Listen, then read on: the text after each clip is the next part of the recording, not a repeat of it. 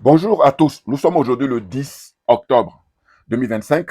Je fais cette vidéo pour revenir sur l'intervention du ministre des Affaires étrangères du Burkina Faso. Et c'est excellent, hein. Vraiment, on est vraiment au pays des hommes intègres, on est au pays des dirigeants intègres. Et donc ça fait beaucoup plaisir de pouvoir partager notre enthousiasme et puis notre optimisme. Donc là, je vais vous montrer, comme je fais d'habitude, mon intro, hein, l'intervention du ministre. Et puis ensuite, je vais faire mon commentaire. Regardez ça. Il la prépare au Conseil des ministres et il est avec nous ce soir sur ce plateau de 20 heures, le ministre des Affaires étrangères, de la coopération régionale et des Burkinabés de l'extérieur est venu nous fournir de plus en plus d'informations sur la procédure d'obtention du visa américain pour les citoyens burkinabés suite à une information qui circule sur les réseaux sociaux faisant état d'une nouvelle décision prise par les autorités américaines. Bonsoir, monsieur le ministre. Bonsoir, Madame Kelly. Alors, de cette information qui circule sur les réseaux sociaux, on apprend que les citoyens burkinabés, demandeurs de visa américain, devront désormais se rendre à Lomé au Togo pour les formalités. Est-ce que vous confirmez? Alors, je dois dire que c'est avec surprise, effectivement, que nous avons reçu ce soir même une note verbale de l'ambassade des États-Unis à Ouagadougou qui nous a confirmé effectivement cette rumeur jusque-là qui circulait sur les réseaux sociaux. Officiellement, la raison qui est consignée dans cette note verbale est que le Burkina Faso, au même titre que plusieurs autres pays africains, fait partie d'une liste d'États dont les ressortissants n'ont pas respecté les consignes en matière d'usage des visas. Il s'agit des visas touristes, il s'agit des visas étudiants.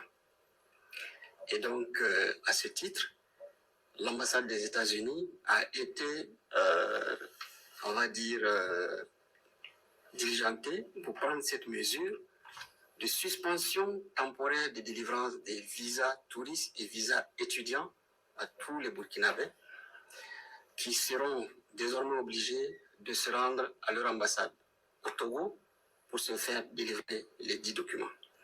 La note verbale donc copiée avec moi précise également qu'il s'agira de reprendre en fait les procédures, non seulement d'inscription, mais de paiement pour se faire délivrer ces visas au niveau de l'ambassade des États-Unis au Togo. Donc, ceci pour confirmer que ce qui était jusque-là considéré comme une rumeur a été confirmé par la représentation diplomatique des États-Unis ici au Burkina Faso. Alors, j'ai évoqué ces raisons au titre des motifs officiels. Il se trouve que la note verbale que nous avons reçue comporte des suggestions et qui font référence à un accord que les États-Unis ont tenté de proposer à la partie burkinabé depuis que l'administration Trump a pris ses marques. Dès que cette administration a commencé, l'ambassade nous avait approchés pour nous faire cette proposition dans le cadre de la mise en œuvre de la politique migratoire des Américains. Il s'agissait de quoi? Il s'agissait de proposer aux États africains qui le souhaitent, puisqu'ils sont dans une procédure d'identification et d'expulsion des ressortissants qui vivent aux États-Unis et qui ne sont pas à jour de leur résidence, de les expulser. La proposition qui avait été faite, c'était de voir si le Burkina Faso, en dehors de nos propres ressortissants, était prêt à recevoir d'autres personnes qui seraient expulsées par les États-Unis. Naturellement, cette proposition que nous avions jugée en son temps indécente est totalement contraire à la valeur de dignité qui fait partie de l'essence même de la vision du capitaine Ibrahim Traoré. Nous avons dit que le Burkina Faso ne pouvait être cette destination. Après cela, nous avons eu plusieurs rencontres, toujours dans le même sens, et on a compris qu'il tenait à ce que cette mesure, nous puissions y accéder. À la faveur de l'adoption du décret portant gratuité des visas, ils sont encore revenus à la charge pour dire nous voyons qu'il y a un esprit panafricain. Et puisque les visas sont gratuits, est-ce que vous êtes disposé à recevoir des ressortissants non burkinabés, mais qui souhaiteraient se rendre au Burkina Faso? Notre réponse était assez claire. Tout ressortissant. Voilà, bon, là c'est de la pub, donc je m'arrête. Mais en fait, le ministre là, il disait que le Burkina Faso est un pays d'accueil et non pas un pays de déportation. Bouya!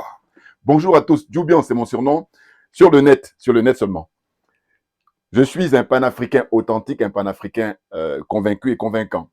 Et accessoirement, mais accessoirement seulement, je me veux être spécialiste de la France. Alors, il y a quelqu'un récemment qui me dit, il ne faut pas dire aux dirigeants de l'AES que tu es spécialiste de la France. Mais si, d'ailleurs, pour sa gouverne, les dirigeants de l'AES, c'est un frère qui m'a dit ça, il regarde mes vidéos. Voilà, bouya, bouya. Alors, pas eux tous, mais en tout cas, j'étais surpris, mais il m'a donné la preuve. Bon. Et donc, quand je dis que je suis spécialiste de la France, c'est ça, au moins, il faut que j'apporte l'éclairage. Pour ceux qui me prennent en marche, en tout cas, ceux qui me connaissent depuis longtemps, ils savent pourquoi je fais ça. En fait, je me définis accessoirement, il faut préciser, j'ajoute accessoirement, c'est très important, parce qu'il y a une différence, la nuance en langue française. Donc je dis, je me veux être accessoirement spécialiste de la France. Pourquoi? Mais tout simplement parce que je dis, j'en avais marre de constater que, en fait, il y a beaucoup de spécialistes de l'Afrique, en parlant le Coderm, là, les Français surtout. Beaucoup de spécialistes de l'Afrique.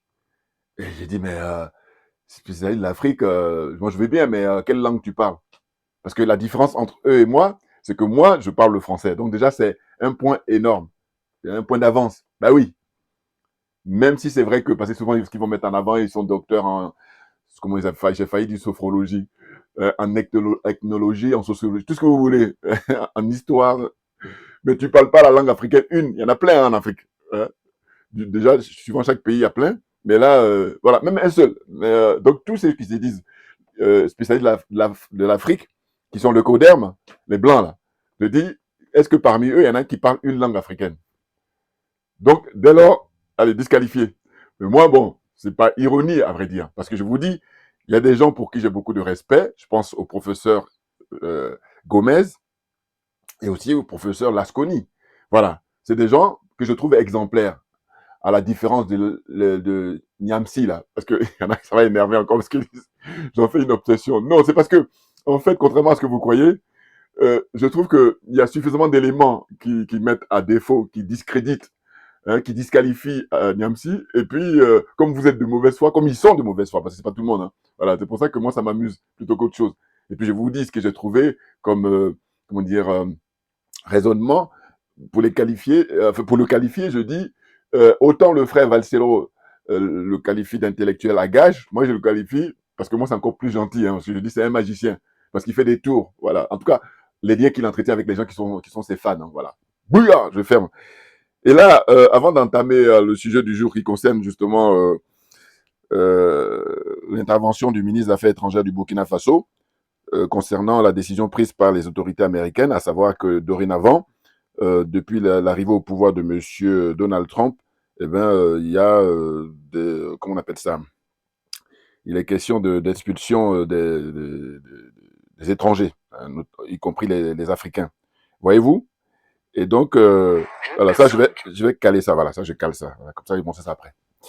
Donc, alors, c'est intéressant. Pourquoi? Mais parce que là, avant de finir ma vidéo, je vais vous montrer quelque chose que je voulais enfin, montrer depuis fort longtemps, puis j'avais pas le temps. Là, je dis, mais c'est l'occasion de pouvoir le montrer.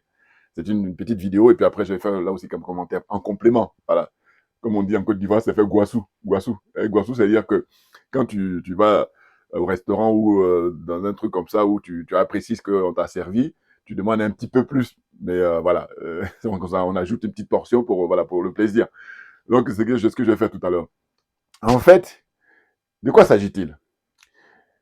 L'intervention du ministre des Affaires étrangères, très brillant, comme tous les dirigeants de l'AES, d'ailleurs, hein, c'est clair et net. Il dit que le Burkina Faso, ou même les pays de l'AES, mais là, en l'occurrence, le Burkina Faso, n'est pas un pays de déportation, mais un pays d'accueil. Or, les autorités américaines, ils font du harcèlement. C'est-à-dire que moi, la question que je me pose, d'ailleurs, je me dis, la journaliste, c'est dommage, elle aurait dû lui demander au ministre, pourquoi le Togo? Pourquoi pas la Côte d'Ivoire? Pourquoi pas le Sénégal? Enfin, pourtant, voilà, il y a d'autres pays là qui sont les bons élèves du capitalisme là. Enfin, en tout cas, qui sont les bons élèves de l'OTAN, j'allais dire. Voilà. Même si c'est vrai que Bassirou et Sonko sont arrivés, mais ils sont en fait une petite différence, légère différence, mais avec Macky Sall, le fond, on n'a pas encore le fond, hein, on attend, n'importe quoi. Enfin bon. Donc je disais qu'en fait, les autorités du Burkina sont très dignes, ils sont incorruptibles. Parce que, vous savez, moi, quand j'ai vu ça hier, parce que c'est hier soir, j'ai regardé ça, je me suis dit, mais ça m'inspire les propositions qui sont faites aux différents dirigeants africains concernant, par exemple, les ventes de vaccins. Il y en a qui valident. Pourquoi ils valident la plupart du temps? Parce qu'ils sont corrompus. Il n'y a rien d'autre que la corruption. Ils sont corrompus, mais jusqu'à la moelle épinière. Voilà. C'est-à-dire que eux, le taux de corruption, il dépasse même les bornes de 100 000. C'est vraiment, c'est incroyable. Et c'est au détriment de qui? Mais c'est au détriment du peuple, du pauvre peuple. Parce que eux, en règle générale, quand ils acceptent qu'on écoule ces vaccins-là, eh ben, c'est pas eux qui sont les premiers cobayes. Hein. Ils n'ont même pas ni premier ni dernier. Donc, c'est criminel. Voyez-vous? Donc, là, c'est des histoires de vaccins. Et puis, autre chose aussi, déchets toxiques. Il y a plein de trucs comme ça où ces dirigeants corrompus, là, qui ne sont pas patriotes, qui ne sont pas à leur place, qui sont incompétents, eh bien, regardez les dégâts. Maintenant, là, on arrive à la question de l'immigration, qui, pour moi, c'est intéressant à analyser. Vous voyez la comparaison que je fais. Je dis, comparez, quand là, les Américains proposent d'expulser des migrants ou des étrangers qui n'en veulent pas, voilà. Ceux qui ne veulent pas sur leur sol, ils disent, bon, on va vous expulser. Et puis, quand les mêmes Américains ou les adeptes de l'OTAN, là, les pays de l'OCDE, voilà, voilà, hein, tous les pays industriels, là, leur club, là, ils sont maintenant rencontrés par les BRICS Plus. Oui, c'est ça dont il s'agit. C'est ça. C'est pour ça que je dis qu'on a une chance extraordinaire. On assiste au bouleversement comme ça qu'il y a aujourd'hui, au XXIe siècle. Très intéressant. Donc, ce que je disais, c'est que en fait, les patriotes au pouvoir au Burkina Faso, les patriotes au pouvoir au Mali et les patriotes au pouvoir au Niger, ils disent non, non, nous, on ne mange pas de ce pain-là. Nous sommes intègres. Donc, les choses sont claires. Ils ont refusé les propositions des Américains depuis fort longtemps et ils reviennent à la chasse parce que récemment, tout récemment, il y a quelques semaines ou quelques mois, là, c'était au mois de septembre, je crois, que le gouvernement, septembre 2025, le gouvernement le gouvernement du Burkina Faso, sous la présidence du président, son Excellence, le capitaine Ibrahim Traoré, ils ont annoncé que dorénavant, tous les Africains sont les bienvenus au Burkina sans visa. Alors, évidemment, quand ils disent sans visa, si, tu vas prendre un visa, sauf que ce n'est pas payant. Voilà. Parce qu'il faut quand même étudier ton dossier. On n'a pas envie des farfelus, on n'a pas envie de gangsters, des criminels là-bas. On veut des gens dignes. Voilà. D'ailleurs, quand vous allez, vous partez dans le pays des hommes intègres. Donc, voilà, il faut un minimum. Ouais, ouais. Donc, ils ont officialisé ça. Et du coup, avant même qu'ils officialisent ça, les Américains avaient déjà approché pas mal de pays africains. Hein. Donc là, moi, ma question que je me pose, quand j'ai vu ça hier soir, je me dis, mais qu'est-ce qu'il en est des autres pays? Ah, on a appris que le nouveau président du Ghana, oh là là, lui, il déçoit quand même. Hein. Mais c'est fou quand même. Hein. Quand tu vois le travail qui a été fourni initialement, il y a quelques décennies, par Jerry John Rawlings, c'est pour ça que j'ai dit, mais en fait, c'est une question d'état d'esprit, puis c'est une question de personnalité, de leadership. C'est-à-dire que Jerry Rawlings, quand il est venu au pouvoir, il a fait le ménage. Du coup, les autres devaient prendre le relais pour que, voilà. Parce qu'ici, là, quand ils viennent voyager en villégiature, en Suisse, à Paris, en France, en Belgique, en Allemagne, en Italie, au Portugal, je ne sais où, aux Pays-Bas, hein, je ne sais où encore, en Angleterre, en Norvège, tout ce cas, ils sont contents, mais parce que leurs anciens ont bossé. Et puis maintenant, ceux qui ont suivi ont pris le relais. Et ils ont continué. C'est pour ça que là, il y a le métro, il y a le tramway, il y a un niveau de vie très élevé. Voilà. Or là, on est avec des zozos, des incompétents, des corrompus, des aliénés, des complexés. Et puis, ils empêchent qu'on dénonce ça déjà. Et puis, ils empêchent des gens compétents de prendre la place. Des gens dignes, des gens qualifiés, des gens patriotes. Voilà. Alors là aussi, je vais profiter pour répondre, ça me vient à l'esprit. Il y a quelqu'un qui m'a dit, oui, mais toi, tu parles des patriotes militaires, mais il y a des patriotes civils. Oui, c'est vrai. Mais le problème, c'est quoi? C'est que, regardez, bon, a priori, on pourrait dire que Sonko et comment il s'appelle, Diomaye Faye, ils sont patriotes. Mais regardez ce qu'ils font. Ben voilà, par exemple. Non, quand je dis, je veux que les militaires prennent le pouvoir, militaires patriotes, c'est important, hein. Les militaires patriotes prennent le pouvoir dans tous ces pays-là, c'est parce que l'exemple des pays de l'AES, mais on ne peut plus illustratif, on ne peut plus exemplaire. Voilà. Enfin, je veux dire, hein, la démonstration est faite là. Depuis l'arrivée au pouvoir des colonels qui sont maintenant des généraux au Mali, hein, en 2019-2020. Ensuite, l'arrivée au pouvoir depuis 3 ans du capitaine Ibrahim Traoré. Et enfin, l'arrivée au pouvoir du général Tchani au Niger depuis 2 ans. Voilà. Donc là, en peu de temps, regardez le travail qu'ils amassent. En peu de temps. Sur la souveraineté. Là, on parle maintenant de souveraineté. Hein. On a fini avec l'indépendance. Voilà. Vous voyez? Là, au XXIe siècle, on parle de souveraineté. Parce qu'au XXe siècle, on parlait d'indépendance. Et d'ailleurs, pseudo-indépendance. Voyez-vous? Donc là, pourquoi j'ai plaisir à faire cette vidéo, mais avec beaucoup de sérénité, c'est de dire qu'en fait, les États-Unis, moi, quand j'étais beaucoup plus jeune, comme beaucoup de gens, parce que justement, c'est l'influence de Hollywood et puis tout ça, les cultures américaines, on était tous. Mais là, maintenant, comment dire, à l'âge que j'ai, je vous dis, il faut qu'on me donne, même, écoutez bien, hein, même si on me donne le billet gratuit, je ne vais pas me précipiter. Voilà. Même si on me donne le billet gratuit, c'est vous dire. Et quand je dis billet gratuit, ça veut dire que même logement là-bas, tout ça. Non, non. Non, parce que, avec le recul que j'ai, et puis j'ai dit, heureusement que j'ai cette réaction-là. Et puis heureusement que, à cet âge-là, j'arrive à voir les choses comme ça. Parce qu'il y a des gens, malgré tout, mais il n'y a rien qui change. Oui, mais chacun fait ce qu'il veut, hein, voilà. Mais moi, personnellement, je suis trop content, hein, à l'âge où j'ai, que de dire, mais les États-Unis, en fait, j'ai dit que, comme à l'époque, Donald Trump, lors de son premier mandat, il s'est permis de dire qu'il y a des pays de merde et il a visé Haïti, il visé les pays africains. J'ai dit, mais au monde, le premier pays de merde, c'est les États-Unis. Le premier. Hein. Puis maintenant, nous, on va venir après. Mais sinon, en premier. Parce que moi, j'aime beaucoup les classements. Pays de merde. Vous voyez? Parce que, ne serait-ce que, comment dire, là-bas, vous allez trouver l'homme le plus riche et puis vous allez trouver l'homme le plus pauvre. C'est l'homme dont la dignité n'est même plus à mettre en avant. Voilà. Vous avez les deux extrêmes. Incroyable. Puis, on vend des armes et c'est le seul pays au monde, à part les États-Unis, où on achète des armes comme on achète des baguettes de pain dans d'autres pays. C'est-à-dire facilement comme ça. Et du coup, point oui, point non, des gens, état d'âme, ils sont pas en bonne humeur, paf, il va tirer dans les lycées, dans les universités ou dans les centres commerciaux, n'importe quoi, ce pays-là. Et donc, c'est pour ça que j'ai dit, c'est le premier pays de merde. Premier. Voilà, je répète. Bouillard, on est tranquille, hein. Alors, ce qui est malheureux, c'est qu'il y a beaucoup de frères et sœurs qui sont encore dans cet esprit de être fascinés par les États-Unis. Mais c'est ringard au XXIe siècle. Excusez-moi. Et là, tout à l'heure, je vais vous montrer le Guassou, là. C'est-à-dire que le plus, là, que je vais montrer avant de finir ma vidéo d'aujourd'hui. Oui, oui, oui. Parce que c'est dingue en tant qu'être humain. Mais oui. Moi, j'ai la prétention de dire que je suis un être humain parce que je suis doué de raison, de réflexion, et puis de dignité. Or là, il y en a beaucoup, là, comme je dis souvent, ils ont juste l'apparence. Mais l'apparence d'être humain, mais ce ne sont pas des êtres humains. Comme j'ai dit, quand on vous parle du métal, en disant que tout ce qui brille n'est pas de l'or, vous êtes d'accord. Mais c'est pareil pour les êtres humains. Ça, alors là, moi, je ne vais jamais en démordre par rapport à ça, parce que je suis tellement convaincu. Mais bien entendu, voyez-vous? Donc là, franchement, félicitations encore à nouveau au président, le capitaine Ibrahim Traoré, avec toute son équipe. Oui, parce qu'il a besoin d'une équipe, il travaille en équipe, et c'est très, très bien. C'est des gens qui font notre fierté. Oui, parce que quand les autorités américaines, et là, c'est pas du fait seulement de Donald Trump, excusez-moi, parce que Donald Trump n'est pas au pouvoir depuis 20 ans aux États-Unis. Voilà, c'est ainsi que je dis, c'est tous les dirigeants américains, c'est eux qui sont responsables de ça, il n'y a pas que lui. Voilà.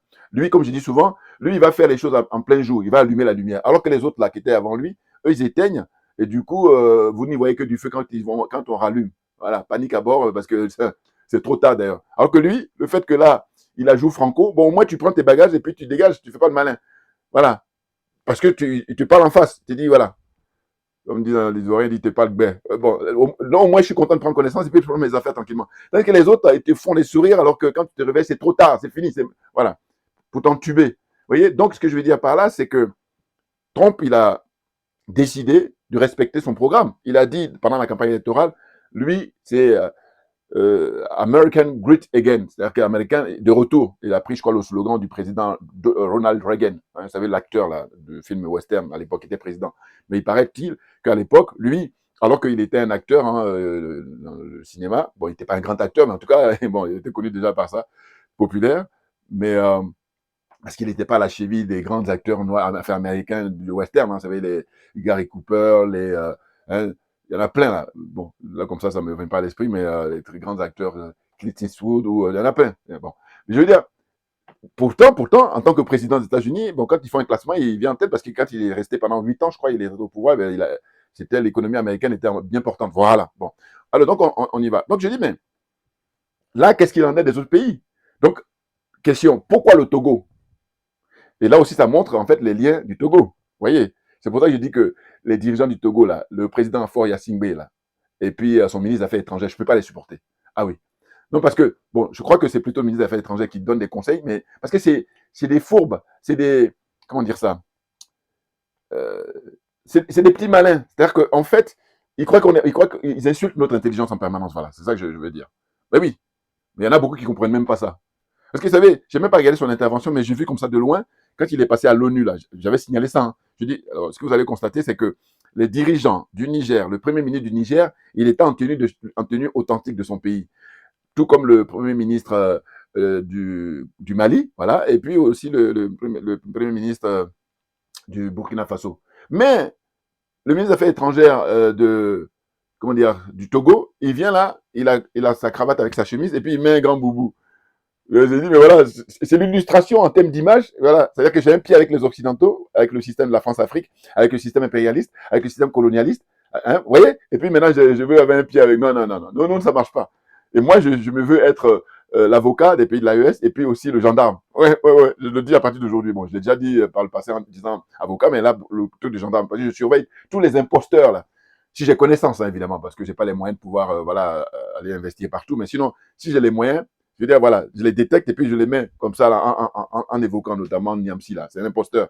Et je dis, le travail que je fais, vous ne pouvez pas imaginer comme c'est salutaire. Pourquoi? Parce que le fait que je fasse ce travail-là, ça permet aux dirigeants de l'AES de le surveiller. Avec lui, ils ont l'œil comme ça, et puis l'autre ouvert. Alors que quand c'est Nathalie Yamb, il ferme les deux yeux parce que, voilà, regardez le parcours de Mme Yamb. Tranquille, il n'y a rien à signaler. Hein? Elle a commencé à militer avec Jerry Rawlings, ensuite avec M. Mamadou Koulibaly. Regardez son parcours, rien à... Alors que vous regardez le parcours de Niamsi, c'est comme ça. Et puis c'est comme ça. À la limite, comme ça, même c'est encore peut-être mieux, parce qu'on dit dans la vie, il y a des hauts et des bas. Lui, on va dire c'est plutôt comme ça. Zigzag, zigzag. Hein? N'importe quoi. Donc, foutez-moi la paix. Hein?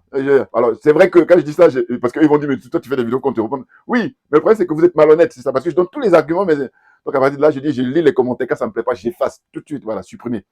Donc, pour revenir au fait que le gouvernement américain, le président Donald Trump, a décidé de faire le ménage chez lui, c'est son plein droit. En revanche, ce que je trouve insupportable, c'est le fait que tous les délinquants là, aux États-Unis, hein, les gens qui sont très dangereux pour la société, ils veulent les envoyer en Afrique comme si c'est la poubelle. Maintenant, malheureusement, on a la plupart des dirigeants qui sont corrompus, et ben, en échange, voilà, pour se faire bien voir. Regardez, je fais un rappel. Souvenez-vous, le président américain, pour son investiture, il avait invité le capitaine Ibrahim Traoré. Il a décliné l'invitation. Il dit non, j'ai du travail, j'ai pas le temps. Bouya, j'adore ça. Vous pouvez pas imaginer, mais ça, quand on dit que quelqu'un qui est digne, il n'y a rien à dire, c'est ça. Alors qu'à côté de ça, vous avez vu que quelques semaines, quelques mois après, récemment là, hein, il y a eu 5 présidents, si je ne me trompe pas au niveau du nombre, qui ont été invités par le président américain, qui ont été même humiliés aux yeux de tout le monde en Mondiovision diffusée. Et qu'est-ce qu'on a constaté? Il y avait qui? Il y avait Bassirou Diomaye Faye du Sénégal, il y avait, comment il s'appelle, Ambalo, l'insignifiant Ambalo de Guinée-Bissau, il y avait le président du Libéria, hein, qui était un peu, de tous, il était peut-être le plus digne, de tous, voilà, je crois. Bon, lui, il a sauvé un peu l'honneur, un petit peu, hein. Bon. Il y avait qui encore, que je n'oublie pas là? Il y avait le président de Mauritanie, lui, oh là là, hein, et puis qui j'oublie encore là? Qui j'oublie, dites-moi qui j'oublie. Voilà, ils étaient, en tout cas, ils étaient 5, comme ça, voilà, tiens, j'allais oublier. Le président du Gabon, ah là là là là là là. Le président du Gabon, là, c'est un militaire. Bon, eh bien, figurez-vous qu'il a fait tomber le treillis, et lui, il est un peu comme Damiba, là. C'est-à-dire qu'en fait, lui, oh là là là là. Alors, ces 5-là, quand ils étaient invités par Donald Trump, j'ai déjà fait une vidéo à ce propos, hein, mais ça me revient à l'esprit, comme c'est les Américains, là, je parle des Américains aujourd'hui, donc j'en reparle. Pour ceux qui n'ont même pas vu cette vidéo-là, j'ai dit de la regarder, je l'ai faite concernant la visite des invitations des 5 présidents là, qui sont fait humilier. J'ai fait une vidéo spéciale là-dessus. Bon, je dis quoi? J'ai dit, mais le président du Gabon, actuel, qui a renversé Bongo, fils, alors que je vous dis Bongo, fils, selon moi, hein, c'est mon point de vue. Comme moi, je dis que les complots sont inhérents aux relations humaines, donc je crois aux complots. Voilà. Hein? Il y a les petits, il y a les moyens, les grands complots. Et eux, comme ils sont des grands complots, ils empêchent le débat, ils empêchent la réflexion. Voilà. Ah, je suis trop content aussi d'avoir cette trouvaille. Maintenant, j'ai dit partagez mes vidéos, chers frères et sœurs, au maximum. Faites des pouces. Hein, c'est un échange. Voilà. Donc ça fait partie de la règle de YouTube et compagnie. Bon. Donc, ce qui se passe, c'est que le président gabonais, figurez-vous que lui, il disait aux Américains, tout comme Diomaye Faye d'ailleurs, open bar, vous pouvez venir chez nous, faites ce que vous voulez. Et ce que j'ai noté, c'est qu'à son retour au Gabon, quand il est revenu des États-Unis, il avait la casquette de, comment dire, Donald Trump. Il avait ça sur lui, ça m'avait choqué. Là, j'en parle maintenant parce que j'avais oublié d'en parler depuis longtemps. C'est incroyable. L'aliénation qui est poussée à l'extrême. Hein? Corruption morale, corruption matérielle. Le nouveau président du Gabon, là. Et je vous dis, lui, il faut demander l'état de son patrimoine avant qu'il devienne président. Vous allez voir, très très riche. L'argent, c'est que c'est l'argent des Gabonais. Alors on me dirait, il n'est pas le seul, mais oui, mais bon, c'est là où moi, je m'éloigne, parce que j'ai dit, le poste là, pour venir servir le peuple, c'est pas ça. Il faut être désintéressé. Il faut être comme Ibrahim Traoré. Bouya, voilà. C'est tout, c'est tout. Voilà. Si tu veux t'enrichir, va faire comme Dangote, là, homme d'affaires, retrousser ses manches, travailler à la sueur de son front. Il a eu son argent, il est milliardaire, l'un des hommes africains les plus riches. Voilà. Là, il n'y a rien à dire. Mais autrement, je disais que je vais devenir ministre, je vais devenir député, je vais devenir maire, je vais devenir conseiller général, conseiller municipal. Qu'est-ce qu'il y a encore? Président de la République? Non, non, non, non, non. Alors, comment je dis ça? D'autres, ils ont rigolé. D'accord, mais sauf que c'est une question de valeur, c'est une question de, comment dire ça, paradigme. Hein? Moi, mes valeurs, je les retrouve au Burkina Faso, même pour vous dire. Moi, mon Eldorado, hein, alors que aujourd'hui, au XXIe siècle, il y a des frères et sœurs, leur Eldorado, c'est les États-Unis. Moi, mon Eldorado, c'est les pays de l'AES, en général. Et le Burkina Faso en particulier. Bouya, bouya, bouya. Et je dis, vous imaginez, ils sont confrontés là à lutter, hein, à faire la guerre aux terroristes, mais quand ils vont en finir avec ça, grâce à l'avènement de l'albinos noir, bouya, bouya, bouya, bouya. Non, je dis, je me calme parce que j'ai tellement envie de danser, mais quand je dis, on est impatient de pouvoir célébrer ça. Vous imaginez? Parce que ça fait tellement longtemps. Vous voyez, surtout nous autres qui militons depuis, combien? Je dis, j'ai 60 ans, mais donc ça veut dire facilement 40 ans. Pour ne même pas dire plus, parce que je te rappelle toujours, je dis, mais moi tout petit, hein, j'étais à Abidjan, je suis né à Abidjan, moi. Eh bien, quand je regarde les événements Soweto, Fire in Soweto, hein, rappelez-vous, hein, ce que vivait l'apartheid et tout ça, j'ai dit, mais moi je suis noir, et ils sont noirs, est-ce qu'ils vivent là, est-ce que c'est normal? Donc ça veut dire que moi, je suis né à Abidjan, mais si j'étais né là-bas, donc je n'ai pas de droits. Donc, vous voyez, tout petit, hein, j'avais peut-être 10 ans, 12 ans. Donc c'est pour vous dire, donc calmez-vous, ceux qui aujourd'hui, comme je dis, prennent le train en marche, donc calmez-vous. Oui, quand je dis calmez-vous, c'est que vous avez affaire à quelqu'un qui a beaucoup d'expérience en matière de militantisme. Et j'ai dit encore une fois, j'essaie de le faire crescendo parce que quand je vais décliner mon parcours, vous allez voir. Donc c'est pour dire que calmez-vous, ça viendra, évidemment, évidemment. Donc en fait, là, franchement, quand on expulse un, comment dire, ressortissant du Burkina Faso au Burkina Faso, c'est compréhensible. D'ailleurs, j'ai envie de dire, voilà, c'est normal, voilà. Quand on expulse des États-Unis un ressortissant malien, voilà, que les Américains ne veulent plus, et puis du Niger aussi. Et puis les autres pays, c'est-à-dire que les nationaux. Hein? Mais comment on veut prendre hein, à la louche comme ça, enfin on prend comme on veut, l'eau, et puis même il n'y a pas que les Africains, on met tout le monde. Et je ne sais pas, il y a d'autres pays qui ont accepté, hein, je ne sais plus si c'était, comment dire, le Rwanda ou l'Afrique du Sud, je ne sais plus. Hein, la bande des corrompus, là, parce qu'il faut être corrompu. Hein. Non mais excusez, ça veut dire quoi? C'est la poubelle. Et je vous dis, en termes de poubelle humaine, bon, parce que moi je compare avec déchets toxiques ou autre chose qui nous échappe. Hein, plein de trucs, mais qui sont vraiment néfastes pour l'humain. Parce qu'après tout, si on expulse un être humain, bon, on peut essayer de... Parce qu'on peut toujours rattraper. C'est une question de moyens. Il faut mettre les moyens. Alors, donc, c'est pareil, les Américains, quand les autres là qui acceptent, ils vont leur donner des moyens, évidemment. Mais les hommes intègres au Burkina Faso disent non, non, non. Nous, on veut bien être un pays d'accueil, mais pas un pays en fait, de déportation. Les termes sont importants. Hein. Mais oui, parce que quand tu te décides en tant qu'Africain, quel que soit l'endroit du monde où tu vis, bon, il faut avoir le passeport africain, évidemment, hein, pas que ce soit le passeport soit de la CEDEAO ou bien de l'Afrique centrale là-bas, voilà. Ou même passeport, j'imagine, africain. Hein, parce que quand tu as les passeports européens ou des autres pays, bon, mais c'est malheureux, mais voilà. Bon. Donc, dès lors que tu as ton passeport de la CEDEAO ou des autres, en tout cas tu es africain, tu le prouves, tu le démontres avec tes papiers, ben, tu as bien accueilli là-bas au Burkina, tranquillement, pour y vivre, hein, pour découvrir, pour le tourisme, pour y vivre. Voilà, passer du temps, du bon temps, voilà. Mais c'est pas, nous ici, on veut faire notre ménage, on veut nettoyer, et puis aller, tous ces gens-là, on les amène en Afrique à la poubelle. Vous vous rendez compte? Et donc, les frères, là, qui ont des longues études, doctorat, machin, tout ça, ça, c'est les matières à réfléchir. Mais comme ils sont corrompus eux aussi, donc on n'est pas sur l'auberge, heureusement qu'il y a nous autres, heureusement, bien entendu. Voyez-vous? Donc, je vais essayer de montrer le Guassou, là. C'est-à-dire que la petite vidéo, là, que je disais, bon, c'est pour terminer, hein. C'est pour terminer cette vidéo d'aujourd'hui. Regardez, je vous montre ça. Ça fait longtemps que je voulais montrer, mais allez, regardez. Il y a une personne qui m'a dit, ferme-la dans les commentaires, comme quoi c'était pire en France qu'aux États-Unis. Et ben, je refais une vidéo, cette fois-ci en voiture, où on se rend mieux compte de l'ampleur de la situation.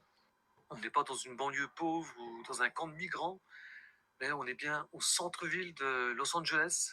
Et les SDF, ils sont partout sur les trottoirs, et la plupart, ils sont de nationalité américaine. Ici, un loyer, ça commence à 2000 $. Donc, même ceux qui travaillent, ils galèrent un peu pour trouver un logement. Ce monsieur, il est américain, il travaille, mais voilà, il n'a pas d'autre choix que de vivre dans sa voiture sur un parking de supermarché. Partout où tu iras, tu verras des SDF. Là, c'est un parc et il y a 2 personnes qui ont passé la nuit sur les tables. Il y a un mec qui vit ici, sur le trottoir. Il a toutes ses affaires dans les sacs poubelles et dans 2 caddies. Cette dame, elle a dû vraiment passer une sale nuit dans la rue. Et elle est venue, dès l'ouverture, chercher un café bien chaud. Il y a une personne qui m'a dit, ferme-le Voilà, dans bon, les c'est commentaires. TikTok, c'est ça. Hein? Je vais vous montrer encore une autre. Fragile mais essentiel, qui rappelle que l'histoire de Los Angeles n'est pas uniquement celle de la misère, mais aussi de la résilience. Mais Los Angeles n'est pas une exception. Plus au nord, une autre ville révèle un contraste encore plus brutal, le paradis de la technologie face à l'enfer de la dépendance. À San Francisco, on invente le futur dans les tours de verre de la Silicon Valley.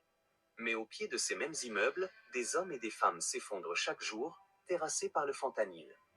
Dans cette ville, l'innovation marche main dans la main avec la décadence. Dans le quartier du Tenderloin, les trottoirs sont saturés, des dizaines de personnes allongées à même le sol, des tentes déchirées, des corps épuisés par la drogue.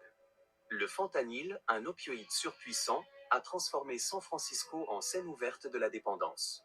En plein centre-ville, au milieu des commerces et des immeubles de bureaux, la misère s'étale sans filtre. San Francisco est aujourd'hui l'image même du paradoxe américain. La capitale mondiale de l'innovation technologique est l'une des villes les plus marquées par la crise du sans-abrisme. La situation à San Francisco s'explique par plusieurs facteurs entremêlés. La région de la baie est l'une des plus chères au monde. Le prix médian d'un appartement dépasse largement ce qu'un travailleur moyen peut payer. Inflation et salaires inadaptés, même certains employés à temps plein n'ont pas les moyens de se loger. La drogue circule à grande échelle et accentue la déchéance de ceux déjà fragilisés. Manque de structures adaptées, peu de solutions de santé mentale. Bon, j'arrête là. Insertion J'arrête là. durable. Vous savez quoi? Beaucoup C'est de- disponible sur YouTube, hein, donc vous pouvez regarder à volonté. Ça fait longtemps que je voulais parler de ça, et puis bon, ça y est, l'occasion est prêtée. Vous voyez? Les États-Unis d'Amérique. Alors, je me rappelle quand j'étais, je sais pas, au collège ou au lycée, on parlait de American Dream, hein, le rêve américain. Non, c'est plutôt, je sais pas très bon anglais, mais nightmare, c'est-à-dire que le cauchemar américain. Aujourd'hui, au 21e siècle, regardez. Et ça, c'est pas propre à une seule ville, hein. Pratiquement toutes les grandes villes aux États-Unis. Les gens, il y en a qui travaillent à temps plein, mais ils n'ont pas les moyens de payer les loyers. Donc, ils dorment dans la rue, ils dorment dans les voitures, mais ça ressemble à quoi? Ils dorment dans des tentes. Ça ressemble à quoi? Et là, on est avec la révolution numérique, c'est-à-dire qu'on est tous informés, Internet, tout ça, tout le monde a les images, et puis il y en a d'autres qui s'en foutent. Alors donc il y a deux écoles. Il y en a qui s'en foutent au sens de dire, bon, ben c'est la vie, machin, et puis moi je suis dans l'école de dire, non, non, non, non, non, stop. Voilà. Là, justement, les frères qui sont dirigeants de l'AES, et puis j'aime beaucoup parce que le président, le capitaine Ibrahim Traoré, qui a beaucoup de sagesse, qui a beaucoup d'intelligence, il a dit, mais nous, on est partisans de la modernité, mais en revanche, on va garder des places pour l'humain. Voilà, c'est important. Parce que ceux qui sont dans la copier l'Occident à outrance, là, eh ben, puis regarde la conséquence. Voilà la conséquence. Parce que c'est l'essence même du capitalisme. C'est-à-dire que des gens sont minoritaires, ultra minoritaires, ils s'approprient toutes les richesses, et puis les gens survivent. Que dire? Les gens n'y suivent même pas, enfin, je sais pas, mais même l'animal, même encore plus de valeur là-bas. Regarde, quand on les voit dans la rue, ils sont shootés, mais grave. Et puis, oh là là, mais je trouve pas les mots parce que je dis, mais j'avais envie de faire une vidéo là-dessus depuis longtemps, ça y est, l'occasion s'y prête. Vous vous rendez compte? Voilà. Donc là, malgré tout, il y a des gens aujourd'hui, au moment où moi je dénonce, il y en a qui se disent, non, non, non, allez aux États-Unis. Non, mais de quoi? Alors, on est libre. Mais par contre, de grâce, foutez-nous la paix. C'est ce que je dis tout le temps. Foutez-nous la paix. Allez-y vivre dans votre délire là-bas. Tu dis que tu es un être humain. C'est pour ça même ça démontre quand je dis qu'ils ont l'apparence d'être humains. Parce que je parle pas des gens, les pauvres qui sont dans la rue. Non, non, non. Je parle de ceux qui ont les moyens et qui mènent des politiques pour les mettre là. Voilà. Ben oui. Parce que ils passent leur temps à donner des leçons alors que la charité bien ordonnée commence par soi-même. Donc ça veut dire que aux États-Unis, et d'ailleurs, Trump, on l'aime ou on l'aime pas, j'ai dit, mais en fait, il y a à boire et à manger avec lui. Parce qu'il va faire certains trucs. Maintenant, chacun prend. Moi, je prends par exemple quand il dit USAID, là, c'est-à-dire les aides que les États-Unis donnent à différents pays à travers le monde. Avec les démocrates, c'était en veux-tu, même si tu n'en veux pas, on te donne quand même. Parce que cet argent-là est détourné et ils font des expérimentations qui n'ont rien à voir avec la dignité humaine. Rien à voir. Vous voyez? Donc lui, il est venu là, il a bloqué, et puis il a dit, bon voilà, maintenant on va filtrer, on va essayer de faire un audit, on va vérifier c'est quoi le truc. Vous voyez? Alors évidemment qu'il y a d'autres trucs qu'on peut lui reprocher, d'accord, mais je veux dire qu'il n'est pas le seul à être dans la contradiction. Monsieur l'a dit, c'est pour ça que je dis, il y a à boire et à manger, et puis on se sert. Voilà. Donc moi, dans son programme, je vais prendre ce qui m'intéresse. Voilà. Parce que je dis toujours que ceux qui étaient avant lui, s'il faisait le nécessaire, il n'a aucune chance de Donald Trump. Il faut qu'on soit d'accord. Et ça, c'est valable aussi dans tous les autres pays. Voilà. Ceux qui prennent le pouvoir, vous faites le boulot, mais celui qui va venir, il aura du mal, parce que c'est un concours pour mettre la barre haute. Or que là, si vous faites rien, ou si vous faites dans le nivellement par le bas, mais ne vous étonnez pas que la nature ayant horreur du vide, quand l'autre va arriver, il va chercher à travailler sérieusement, faire de manière à ce que les choses avancent positivement pour l'être humain. Vous voyez? Ah non, mais franchement, ils n'ont pas honte.